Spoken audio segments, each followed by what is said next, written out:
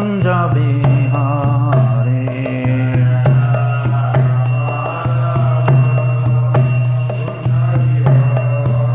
Jaya Radha Madhava Kunja Bihari.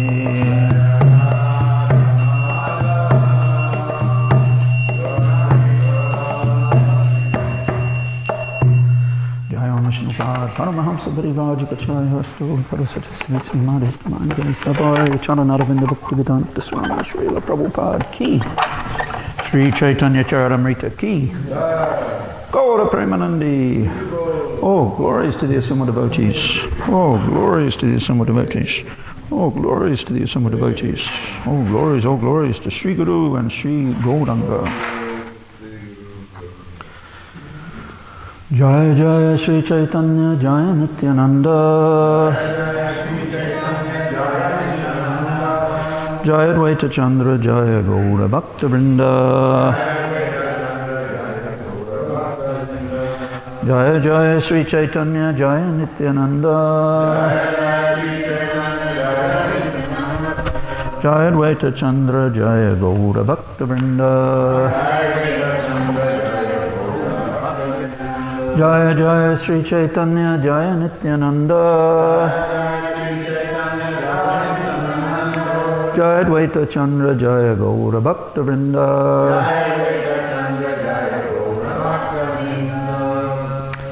Reading from Sri Caitanya Charitamrita Adi Lila, chapter 7, text number 81. Kiba mantra dila goshani kiba tarabala.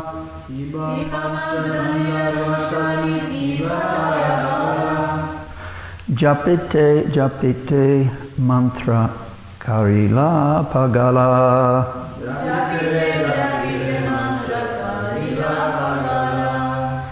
Kiba mantra dila goshani kiba mantra dila goshani kiba tarabala.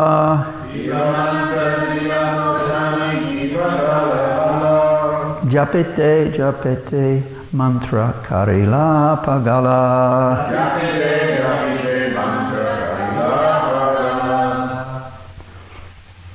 Kiba mantra dila goshani kiba tarabala. Japite japite mantra karila pagala.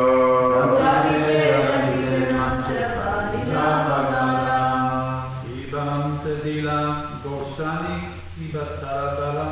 Kiba mantra dila goshani kiba tarabala.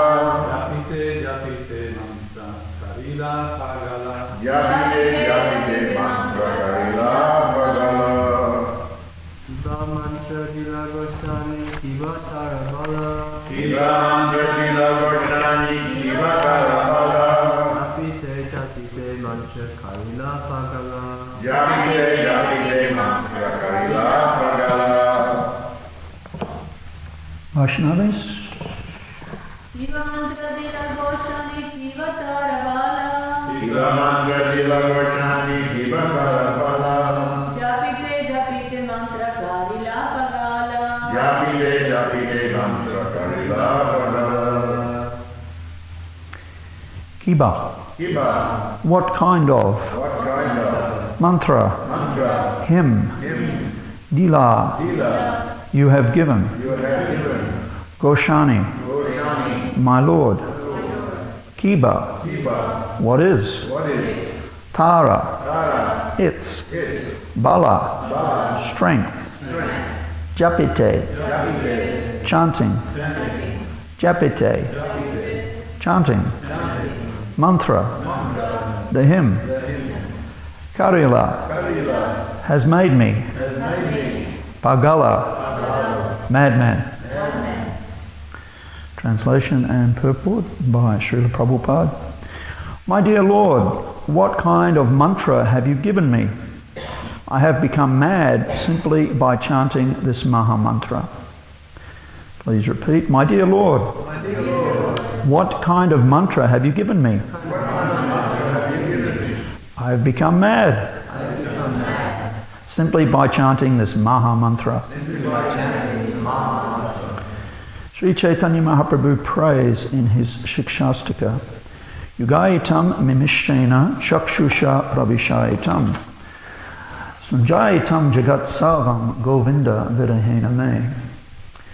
O Govinda, feeling your separation, I am considering a moment to be like 12 years or more. Tears are flowing from my eyes like torrents of rain, and I am feeling all vacant in the world in your absence. It is the aspiration of a devotee that while he chants the Hare Krishna Mahamantra, his eyes will fill with tears, his voice falter, and his heart throb. These are good signs in chanting the holy name of the Lord. In ecstasy, one should feel the entire world to be vacant without the presence of Govinda. This is a sign of separation from Govinda.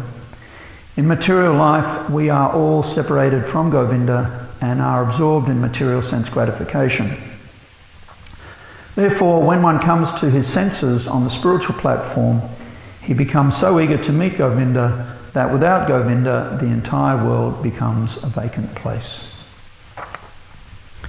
Translation, my dear Lord, what kind of mantra have you given me? I have become mad simply by chanting this Maha Mantra. Amaganati mirandasya ginanjana shalakaya chakshu ummanitam jena tasmai sri gurave namaha. I was born in the darkness of ignorance. My spiritual master has very kindly come, forced open my eyes with the torchlight of transcendental knowledge. I offer my most respectful obeisances under his lotus feet.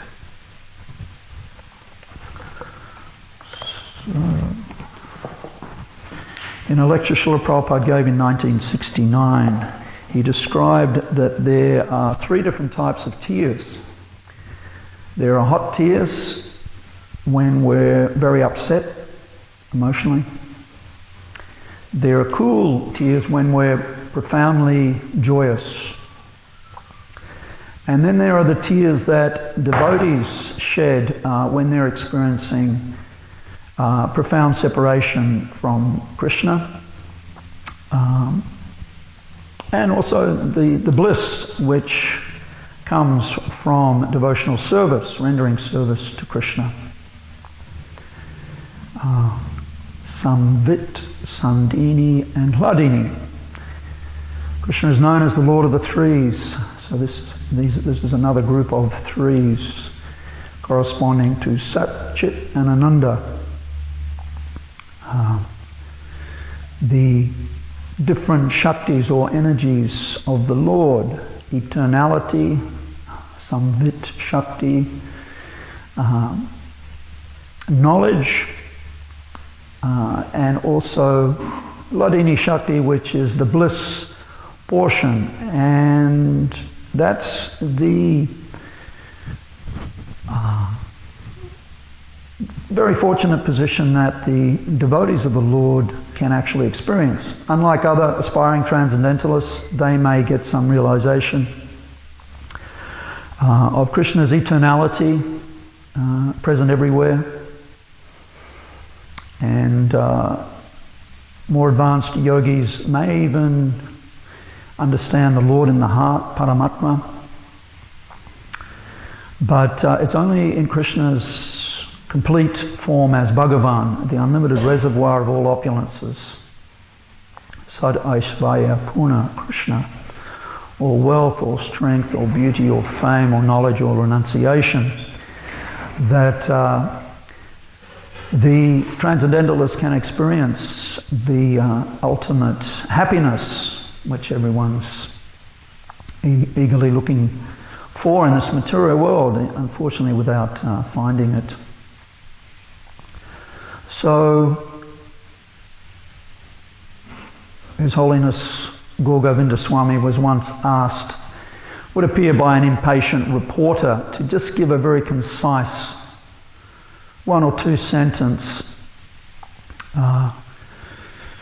understanding of the philosophy of Krishna consciousness. The man didn't want a verbose dissertation on Vaishnava philosophy, so Maharaj he responded by saying, the essence of Krishna consciousness is that we have to cry, cry, cry for Krishna.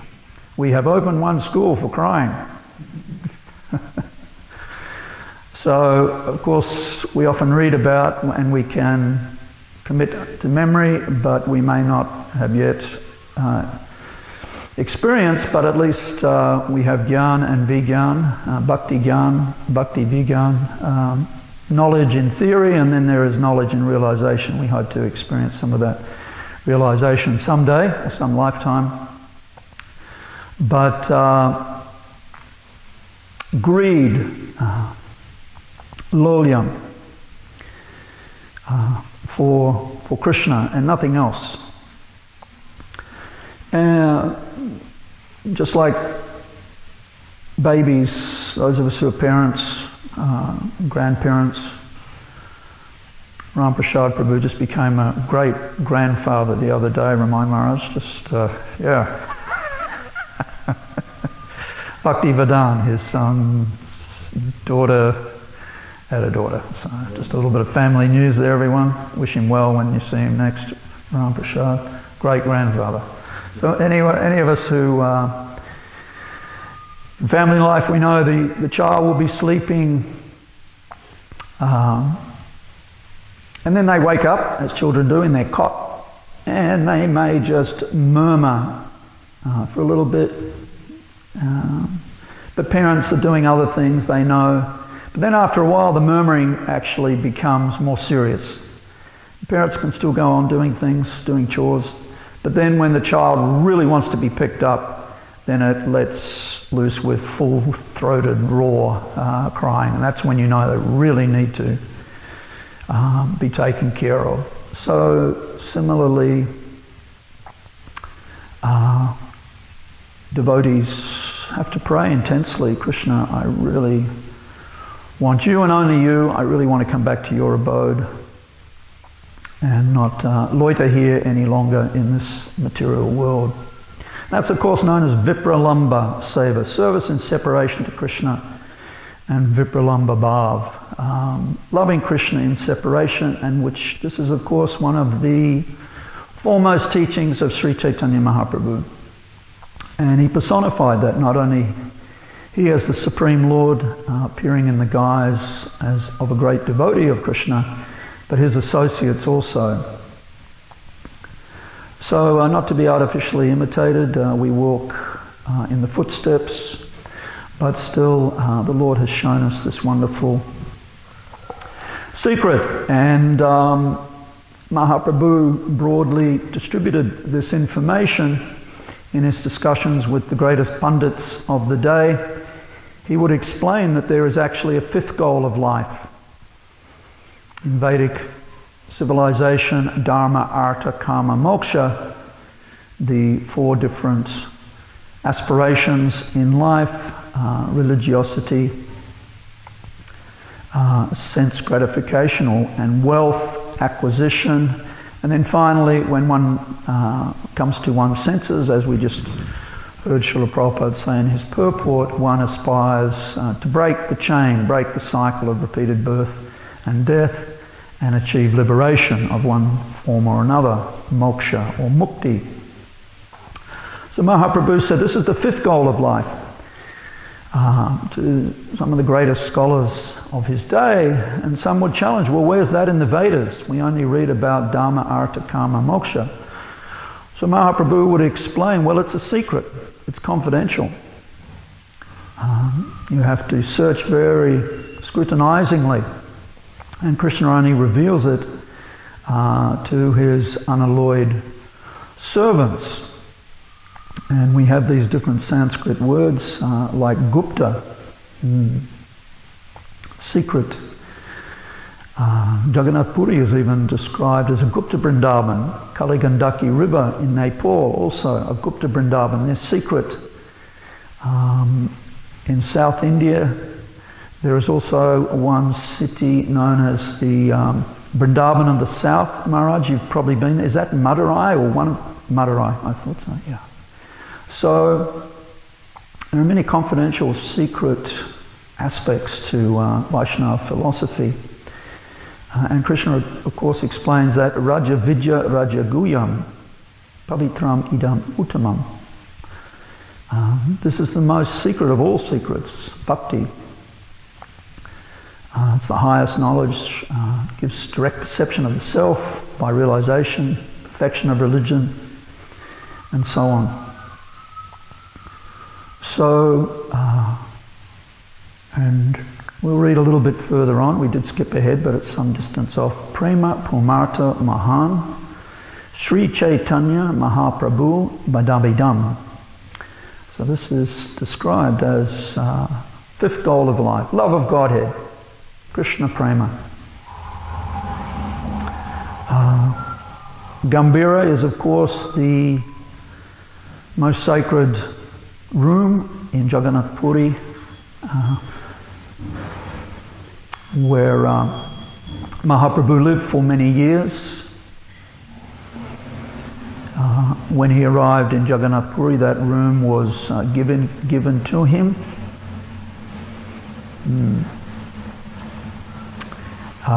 For his residence. And the Lord had two servants. Very interestingly, they were his godbrothers, Govinda and Kashishvara. Were actually also disciples of Srila Ishwara Puri, Lord Chaitanya's spiritual master. And according to Kavi Kanapur in the Gauragana Deshtipika, those two personalities, Govinda and Kashishvara, are Bringara and Bangura in Krishna Lila. And they came along with Sri Krishna Chaitanya Mahaprabhu to assist the Lord in his pastimes. And it was an instruction given to them by their spiritual master, Srila Ishwara Puri, that they both go and serve Lord Chaitanya in Puri. When the Lord made his decision, his first preference was actually to go and reside as a sannyasi in Vrindavan. But Vrindavan was a long distance further away from Sridham Mayapur, and his mother, Sachi Devi, requested, "My Lord, instead of Vrindavan, which is so far away, why don't you go and make your headquarters in Jagannath Puri?" There is a delightful name of Lord Chaitanya in Bengali, which translated is the crest jewel of all mothers' sons. And of course we do refer to the Lord as Sachi, Jai Sachi Nandana, the beloved son of Srimati Sachi Devi. But there is another even more beautiful name of Lord Gauranga, the crest jewel of all mothers' sons, because the Lord, even though he broke his mother's heart and the heart of his beloved consort, Vishnu Priya had already, Lakshmi Priya, by accepting the renounced order of life in the prime of youth, 24 years of age, but still on his mother's request, the Lord did go and reside in Jagannath Puri. Of course, he left soon after taking up his residence and went on a 6-year pilgrimage, spreading his Sankirtan movement to all parts of India. And of course, when these two great souls, Govinda and Kashishvara, like Lord Chaitanya, was very tall and had a stout bodily construction, very big devotee. So his service was to go ahead of Lord Chaitanya whenever the Lord went to take darshan in the temple of Lord Jagannath. Kashishvara Prabhu would go ahead of the Lord and gently part the crowds so Lord Chaitanya could go in for the Lord's darshan and to perform his ecstatic chanting and dancing. So when these two personalities, Govinda and Kashishvara, arrived in Puri, Mahaprabhu, being the great follower of Vaishnava etiquette, protested that we're godbrothers, I can't accept service from you. And they countered by saying, well, it is the order of our Gurudev, Srila Ishwara Puri. He has asked us, he has told us, we have to do this. So of course the order of one's spiritual master is supreme, it transcends.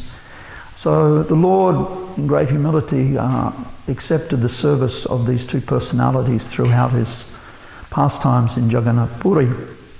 And actually we did read some many verses back, and it's Krishnadas Kaviraj Goswami who does make the point that the order of the spiritual master is the active principle in spiritual life.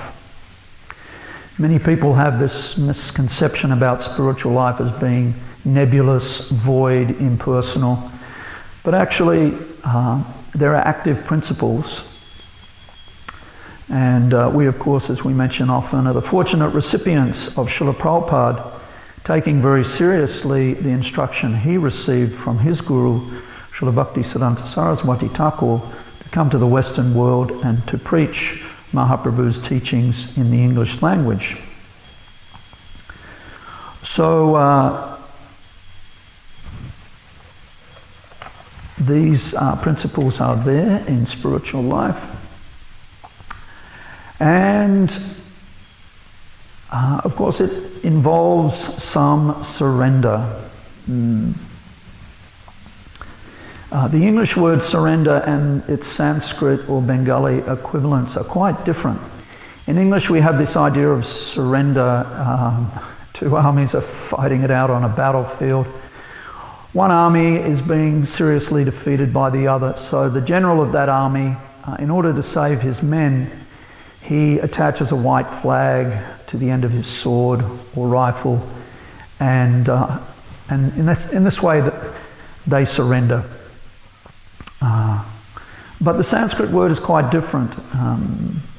It is more gentle, if you like, and for example, we have a wonderful devotee community in Canada known as Sharanagati. This is, of course, in the writings of Srila Bhaktivinoda Thakur. He's written many beautiful songs and poems. My dear Lord, everything that is mine, I surrender to you. My home, my family, my wealth. But it's done, this type of surrender is done out of love.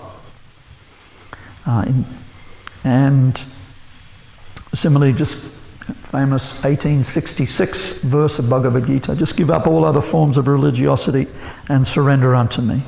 I will deliver you, Krishna says, from all sinful reaction. Do not fear.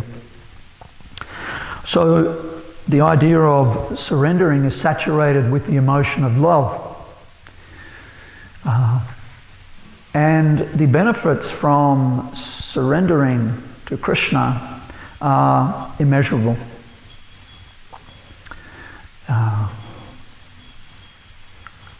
For example, there is a verse, Vasudevi Bhagavati Bhakti Yoga Prayojitaha Jnana Yat Suvairagyam Jnanam Yachad Ahoitikim. By rendering service to Vasudeva Krishna, one automatically achieves causeless knowledge and detachment from the world. Aspiring transcendentalists, they are eager for these opulences, causeless knowledge, jnana, and vairagya, detachment from the world. But they come as byproducts by Krishna's grace when one renders service to him. And of course, maschita matkata prana bodhayanta parasparam katayantas chamam nityam tuschanti cha ramanti cha. The thoughts of my pure devotees dwell in me, their lives are surrendered unto me, and they derive great bliss and satisfaction, enlightening one another and conversing about me. So these are all very confidential and secretive aspects of bhakti yoga, but they're open secrets. One has to simply give a little submissive oral reception. As we heard the other day, Mukunda Maharaj, Prabhupada very emphatically stating to one gentleman in Mumbai, who was complaining there were no pictures of Lord Ram in the temple, which was still under construction at that time. And Prabhupada very emphatically instructed that man that better to see through our ears, and we can see Lord Ram or see Lord Krishna through our ears. These eyes are so defective in so many ways, but hearing is a very powerful sense. And of course, Srila Prabhupada never forgot that wonderful instruction which he had received on a number of occasions throughout his life, and it was reconfirmed just a couple of weeks before Srila Bhaktisiddhanta Saraswati Thakur left this world,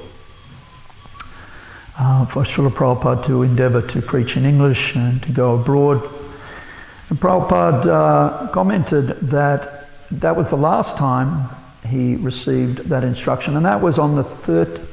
Srila Bhaktisiddhanta Saraswati Thakur left this world on the 31st of December 1934, almost 1935. And it wasn't until 1965, 30 years later, before Srila Prabhupada finally arrived in America. But he, of course, during that time he was endeavouring, he was already preaching in English and writing back to Godhead magazine, and he brought with him his 3 English volumes, first canto of Srimad Bhagavatam, and he also brought some English copies which he'd printed in 1959, Easy Journey to Other Planets. He had some of those as well. So, and of course Prabhupada was very merciful. These discussions which are going on in this particular chapter, Mahaprabhu with the Mayavadis of Benares, very interesting. Prakashananda Saraswati and his many followers. And of course, when Prabhupada came to America, and throughout his next 11 years of traveling, Prabhupada had to encounter many different personalities who were naturally attracted to him.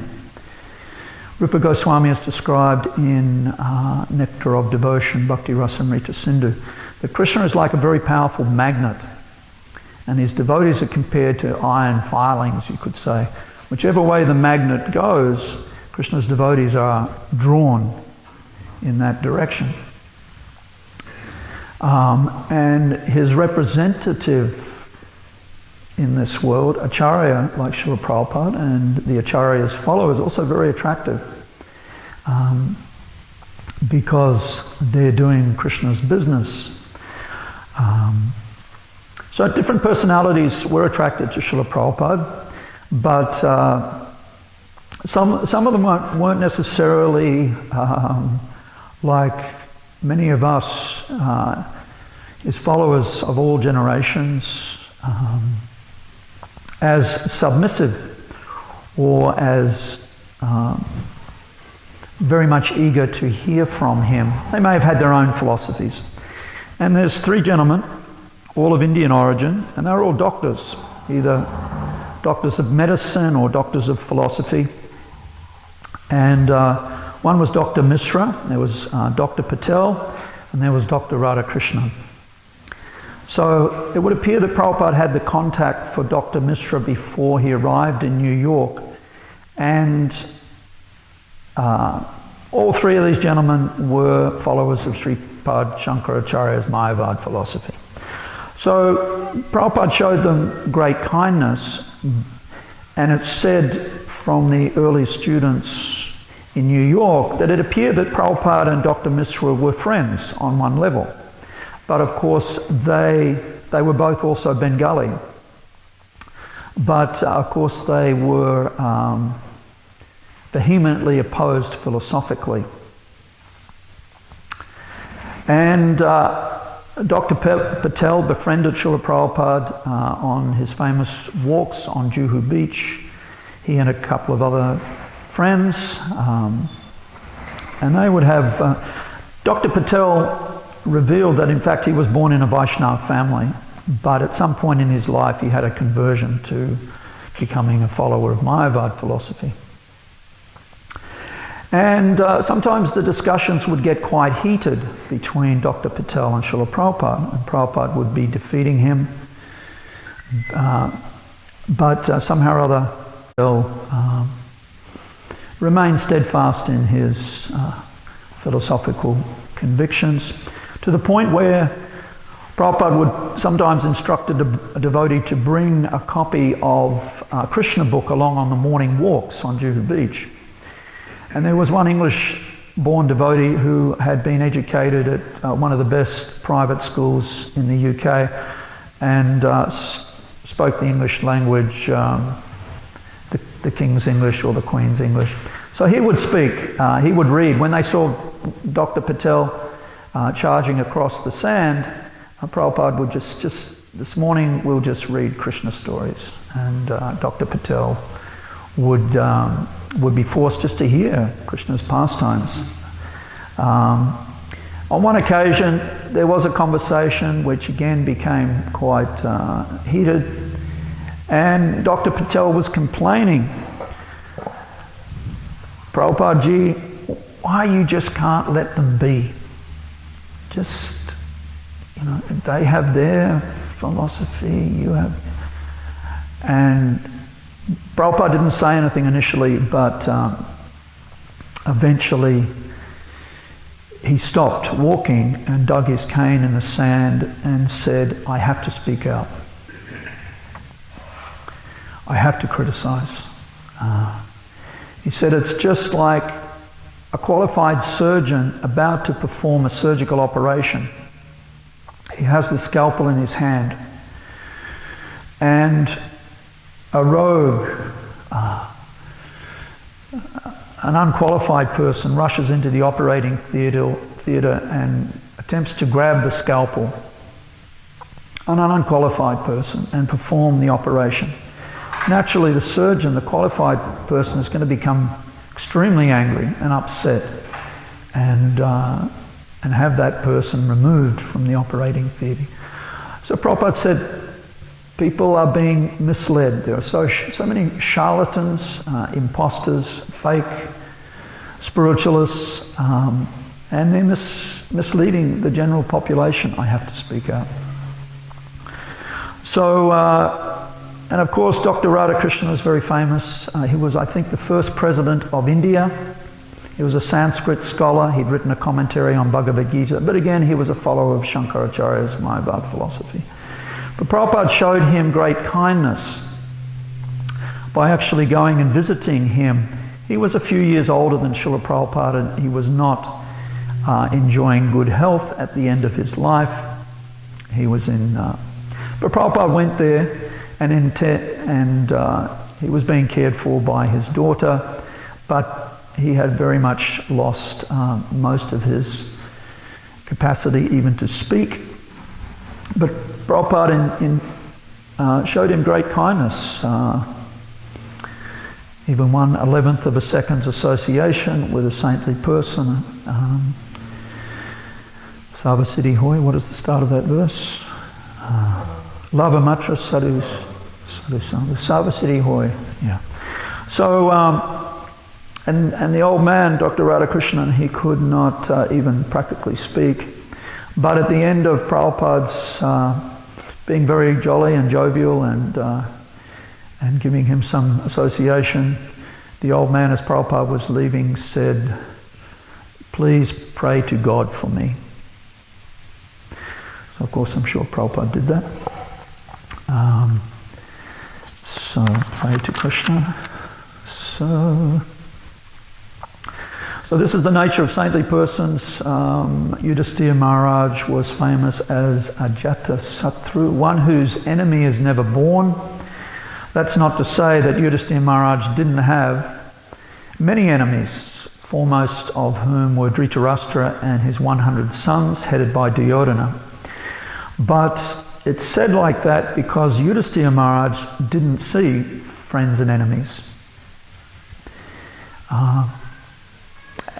And it's said that Yudhisthira Maharaj, the eldest of the 5 Pandava brothers, he was more inclined, he had many Brahminical qualities, even though he was a great Kshatriya, the son of Yamaraj. Still, his preference was to sit with Brahmins and discuss different types of shastras from different angles of vision.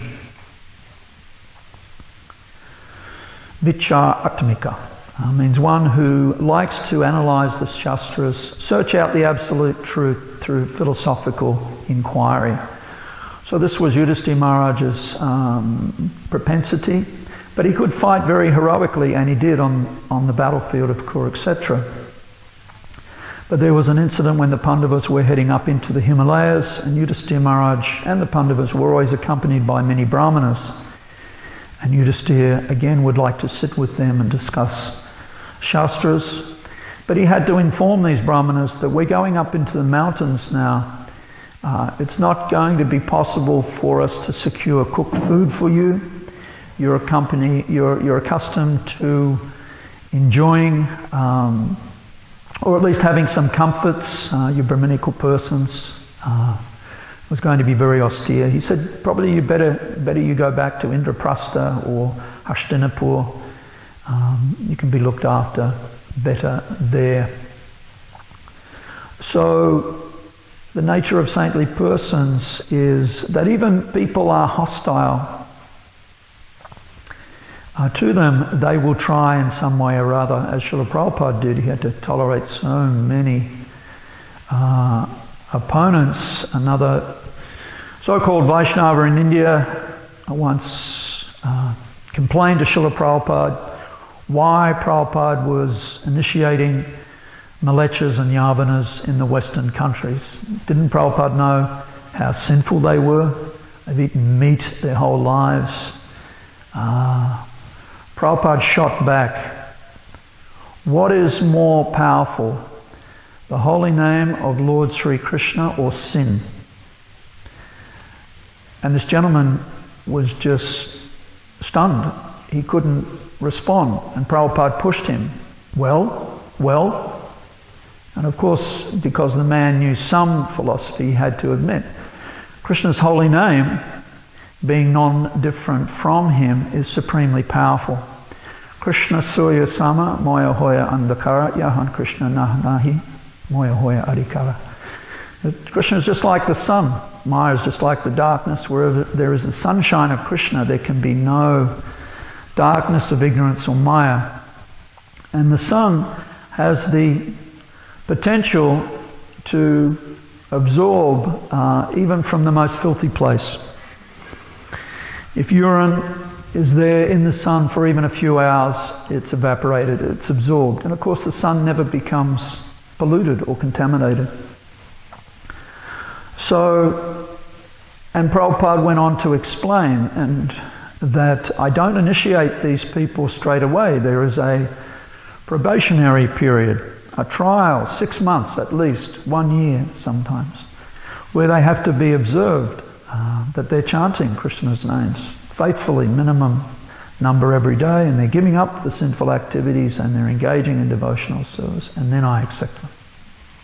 And of course the famous verse is there, Kirata Hunanda Pulinda Pukasa Abira Sumba Yavana Kasharaya Yenya Che Papa Yarapasraya Sujanti Tasme Prabhavishnave Namaha. Both Vyasadeva and his son Sukadeva Goswami, they relate the many different races of people on planet Earth and others addicted to sinful acts, they say, can be at once purified by taking shelter of the devotees of the Lord. This is due to Krishna's being the supreme power. So that is, of course, the great good fortune that birth is not an issue if one is serious and sincere in attaining Krishna's company eventually. So, Krishna Krishna. And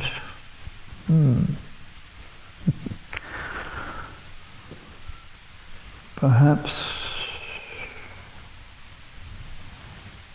some other points here I can try and make. Just in regard to that, of course,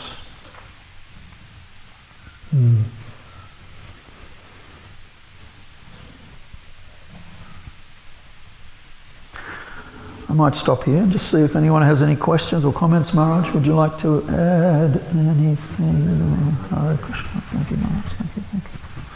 Yes, Prabhu, go on. Was Dr. Patel trying to counter Prabhupada on philosophy? Like on... It would appear so, yes, very much he was challenging, yes. Yeah, so he was constantly trying to push his Mayavadi philosophy.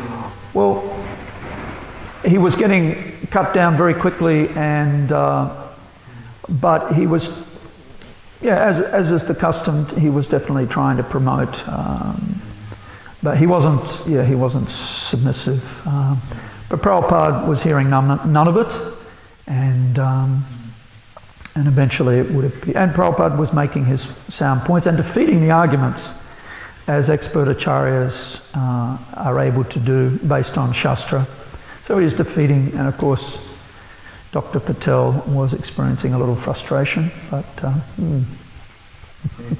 one story where Prabhupada, one Mayavadi guru, he came to England, to London, to see Prabhupada. And Prabhupada was very cordial, very, very friendly. And when that Mayavadi was leaving, he left a big pile of his flyers there, and advertising his place and with the philosophy on the back. And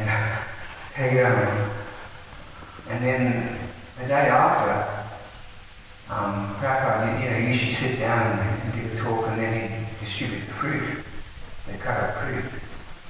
And so the next day, Prabhupada asked for the flyers, to bring all the flyers here. And the devotees were like, wow, and he said, distribute them to all the devotees. And the devotees were like shocked. They were just completely bewildered, why is Prabhupada getting this Mayavadi flyers, And then Prabhupada said, give everyone a flyer. And then he said, then after the lecture, then he got the fruit. He said, we can distribute the fruit now, and we can use the flyer as a plate. The devotee lady was commenting, that this is Prabhupada was showing, look at the Vairagya. Didn't waste anything. Just engaging in Krishna service and lived like something. Nice story. Thank you, Guru. Anything else? Sure. Krishna John, Prabhu. So regarding the tears, what kind of tears are this third one? I mean, if it hot or cool or sweet or... I was wondering that too. Prabhupada doesn't elaborate. I did some research yesterday, but he just explains that they're different. So, yeah, we're both going to have to wonder about that, Prabhu. So I didn't get that one. No, he just mentioned that, the warm tears are when we're really upset emotionally, angry even. Cool tears when we're very happy. We could surmise perhaps they're cool. Because when devotees... Also mentions crocodile tears. Oh, okay. A number of different types of tears. Crocodile tears is that you're just making a show. Yes. No, it's a different quick one. Yeah. And of course, Prabhupada protected us from becoming sahajiyas by, in many different ways, by always giving us profound philosophy, because there are many different devotees. Sahajiya means cheap, taking everything very cheaply. But I'm sure we've all shed a tear or two over the years. I can remember, and I did make a note to mention it, we had as you know, Maharaj, wonderful holy name retreats here at New Govardhana. I think last year was the 5th, and there was one Sacred Sounds up at the Gurukul some years ago, and on the oval at the Gurukul playground there, and there was every day, every night, the kirtans were just out of this world. Golokira Premadana Harinam Sankirtan. But there was one evening in particular where the kirtan just went to the next level, and I think all the great kirtanias led for an hour, and it just went from one level of ecstasy to another. Indradumna Maharaj, Bharahari, Sri Prahlad, Madhava, and so many, men and ladies were just crying. Like, I mean, grown men, devotees just crying, and what to speak of the ladies. And next morning, I remember Indradumna Maharaj he was giving wonderfully prepared classes on the glories of Namacharya Haridas Thakur every morning. He'd spent months preparing them. They were just... And Maharaj commented that he was on the stage. Most of us were down dancing in ecstasy in the hundreds and hundreds of devotees that were there. But Maharaj was sitting on the stage, so he had a great vantage point, and he could see that, and he joked about it in his class. He was looking out at all the devotees crying, and he looked at all the ladies and all the teenage girls and all the women, all their mascara was just running down there. There was just black just running down. He said it was a delightful, something he hadn't seen. So, tears. So we can pray to experience those. And of course, we better get familiar to hearing about a lot of crying, because as Caitanya Charitamrita progresses, and I just, yesterday doing a little research, I read in Bhakti Ratnakar by Srila Narahari Chakravarti, and he describes when Mahaprabhu took initiation in Gaya from Srila Ishwara Puri, Mahaprabhu floated in his own tears. He floated in his own tears. So we'll hear lots of about ecstatic crying. Not to be imitated, but all there. In Gaya, when he was initiated, Caitanya Mahaprabhu asked Ishwara Puri. Of course, Ishwara Puri he got the Krishna trained as well from Madhavendra Puri when Madhavendra Puri blessed him. When Madhavendra Puri was living in this world, Ishwara Puri very humbly served him. He was where he would take the bath and go to the cook and he would clean all that there. So Ishwara Puri very lovingly and very humbly. So Madhavendra Puri blessed him to have Krishna trained. So from that time on, especially because he was already advanced about him, but from that time on he was always feeling the kind of separation from Krishna. Now when he came to another week, and he stayed at the house of Caitanya, and he was there for quite some time. And then he went to a gathering, and Acharya saw him and was looking at him all the time, so just recognized that this was a very great devotee.